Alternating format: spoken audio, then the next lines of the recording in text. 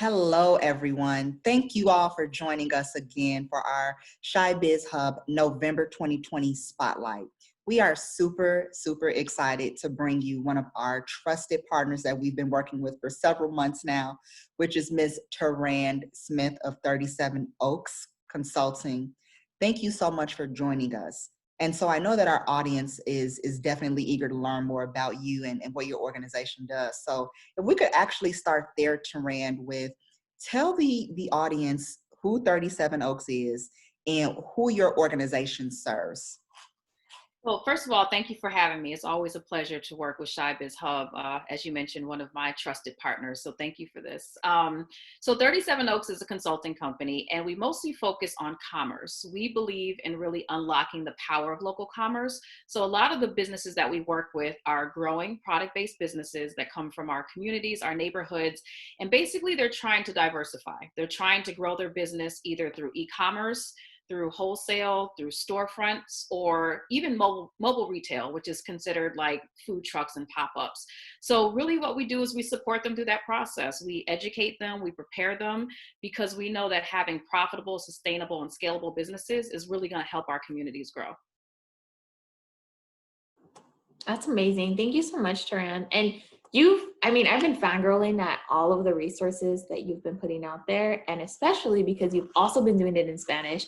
We can't say that for a lot of our folks here, but it's amazing. And I wanted you to touch on a little bit of, what counsel or advice can you provide to our entrepreneurs that are currently transitioning to e-commerce at this time?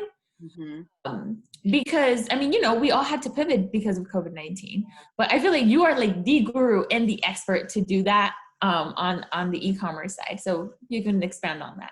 Yeah, so e-commerce is important. It's always been important. When you think about commerce, you think about offline and online, or in-store and e-commerce. And e-commerce has been growing dramatically over the past couple of years, but obviously based on what's going on in our current environment, it's really catapult everything. So this year, a lot of customers or a lot of shoppers that maybe were on the fence about shopping online are now completely dedicated to online, considering what's going on. So one of the biggest pieces of advice that I give to businesses that are kind of pivoting from being like in a physical location to an online one is to realize that this is a whole business model. So everything that you do to open a storefront, you pretty much have to do online. So there's no such thing as build it, they will come. Often we'll see that, some businesses will say, okay, I'm gonna get a Shopify site, put up some pictures, and that's what it is. It's like, well, that's a starting point, but you have to invest in this and you have to look at it as a full business model. So you have to think about your financials, your shipping, your marketing and promotions, your pricing strategy, your customer service, your technology, like everything around it in order for it to be successful. So that's really one of the biggest things that I like to tell these businesses that are transitioning, that this is not a temporary thing. You want to invest and build that strong foundation so that as e-commerce continues to grow, you can continue to grow with it as well. Wow, that is extremely important as Jasmine and I continue to talk to business owners that are transitioning to e-commerce. So I know they love the information that you're sharing. And so since we're actually on the topic of e-commerce, really wanting to have you just share with us, what do you think the current risks are for e-commerce at this time? And do you have any suggestions on how the entrepreneur or small business owner can help mitigate those actual risks? Mm-hmm. No, this is a good question. It's kind of like an interview question when you're going for a job and they ask you, what's your what's your weakness, and it's kind of a strength. But with this, one of the risks I could say with e-commerce is that it's growing so fast. So that's a great thing because it's growing so fast and we all want to tap into it. But as a small business, you really want to try to mitigate that fast growth, especially if you're not doing it properly. Because oftentimes, like, this has put a lot of businesses in the forefront and they're growing fast, but if they didn't have their back end, like their financials, their technology, and all those things in place, as they're growing fast, they're not able to really grow profitably. And this is a great time to be able to grow profitably because you have the customers, they're online, they're shopping, they're there, but you want to kind of take your eyes away just from the sexy side of e-commerce, so that the front end, and you want to kind of peel back the onion and pull back the curtain to see the back end side of your business and your processes. Because if not, the growth isn't going to be sustainable. And again, we want you to grow profitably. So if you're not doing that profitably, it's kind of a moot point. Such great tips. Thanks so much, Terrand. So it's funny, when we first started this, we were talking about just everything that you've already got to do this year. And so we want to make sure that you can share with our audience, you know, being a business owner yourself with everything that you have going on, what are 3 things that you have accomplished this year despite the unprecedented times we're living in? Yeah, that's a great question, because I can honestly say that my grandiose business plan and strategy sessions that I had in January this year did not materialize the way that I thought they would have. But I would say some things that I accomplished this year that I probably didn't expect to was, considering the environment, was number one is around, I'll kind of say budgeting. There's so much uncertainty right now that even putting together a budget, especially in March and April when everything hit, we had no idea what was going to happen. Like, you just don't know. And as a business, you don't want to scale back too much on your investment in the business, but you don't want to give too much. So I would say, as I've been progressing, and a lot of this was just, you know, on the fly. I just kind of went and just figured it out as I went. But a lot of it was just trying to learn how to manage the finances despite this uncertainty. That was one of the things that I was blessed to be able to figure out, because again, there was a lot of uncertainty. The other part of it was just scaling the business and being flexible to do so. When COVID hit in March or April, I had no idea what it was going to do to my business. Everything that I had planned on doing, or that I was doing at the end of 2019, kind of came to a halt because I had no idea. And I just really became flexible. That's when the bob and weave session started. That's when a lot of things that I just had to get creative about to figure out how to adjust to this new environment. Because it wasn't just me adjusting, it was the business owners that I serve, the community-based businesses that I partner with. I mean, everybody was adjusting, and that flexibility really allowed me to tap in and see what opportunities there were, so I could tap into those and grow the business. So scaling the business has been a great part of this year, but I didn't plan to scale it as much as I did. So that's a good thing. It's a good thing, but I made it, so no complaints. No, those are really important key points that we want our business owners to hear when they take a look at this actual great conversation, because we want them to be encouraged. And even though you set some goals at the beginning of the year and you said you were not able to accomplish those, you immediately pivoted, and now you've set new goals and you are able to still have all of this great growth. So we're really excited that you were able to set new goals. And so moving along on the topic of new goals and growth, Jasmine and I have had the pleasure, you guys, of working with Terrand. And so most recently, one of the projects that we've been working with Terrand on is her directory. We've been doing a lot of promotion and growing this business directory. And so can you please tell the audience a little bit more about the master small business list that was created during COVID-19? And really want our customers and clients to know, how can they access this list and maybe who's on the list? No, this is great. And I always appreciate, like I said, the partnership, because this is another example of what am I going to do? When COVID hit in March, all I knew was that all of the small businesses I worked with, not just in Chicago, but outside of the Chicagoland area, were like, what do I do? And with 37 Oaks being a leader when it comes to local commerce and supporting small businesses, I felt like it was a part of our responsibility to bring attention and promotion in whatever way that we could to these businesses, and even resources.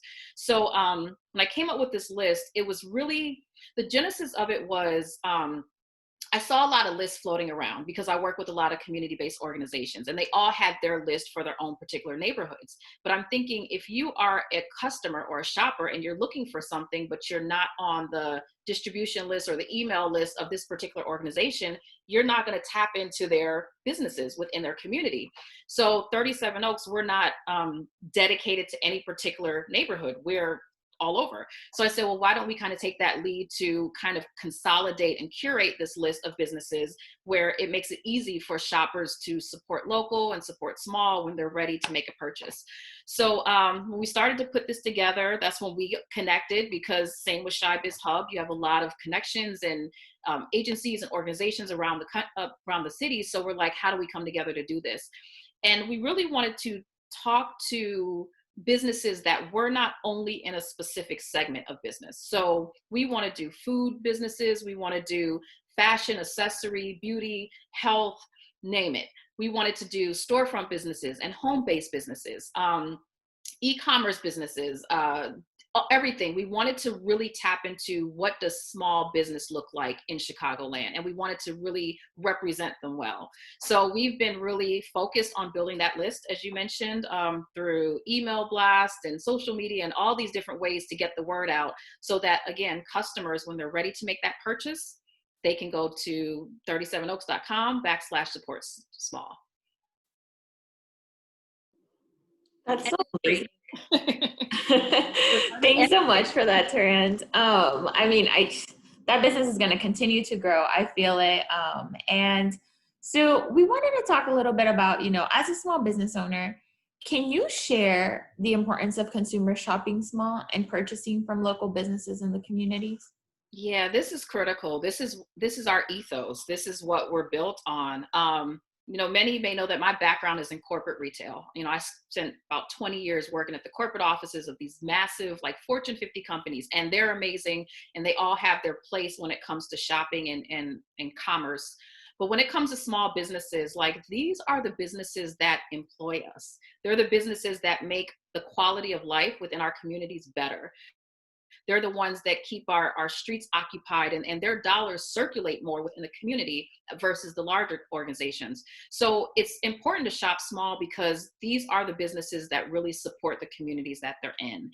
And that's, like I said, that's our ethos. That's what we believe in. That's why we know that if they're profitable, if they're sustainable, if they're scalable, if they're open, that's going to have this domino effect on our communities. And that is what needs to happen, especially now.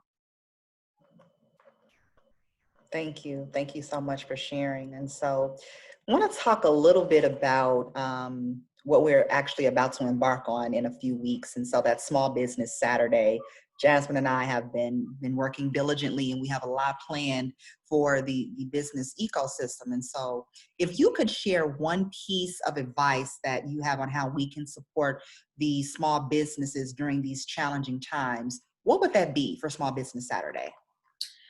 For Small Business Saturday, I think this holiday has really been growing over the past few years, and we're really excited to see the continued support and the continued exposure for our businesses.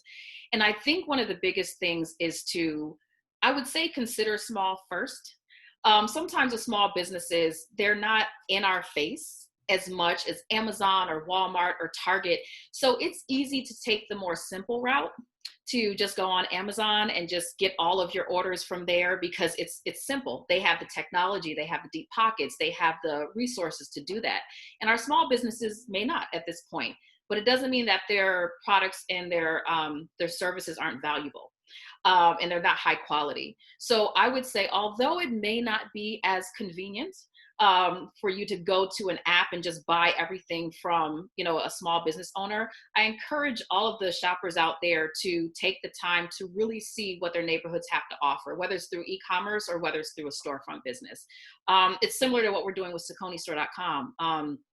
For Chicagoland businesses, we'll have, by that time, because we're adding a few businesses to SiconiStore.com for the holidays, so we'll have quite a good amount of businesses there. So that's one location that you can go to shop small. So we're trying to kind of consolidate it to make it as simple as possible. But there's other resources out there that do that as well. So I just encourage a lot of the shoppers to do that, because our small businesses need us now, and they have great quality products. So we just want to support them, especially during that day. Thank you. Thank you so much. So that actually concludes all of the questions that Jasmine and I have for you, but we're super, super excited about the continued success that you're seeing with your Master Small Business List and all of the platforms that you've created and help other business owners create. And again, we want to encourage everyone to shop small, definitely for Small Business Saturday. We know there are some phenomenal businesses that are still open during these times. And so from ChiBizHub, we thank you for tuning in, and we hope that you enjoyed our segment with Ms. Terrand Smith of 37 Oaks.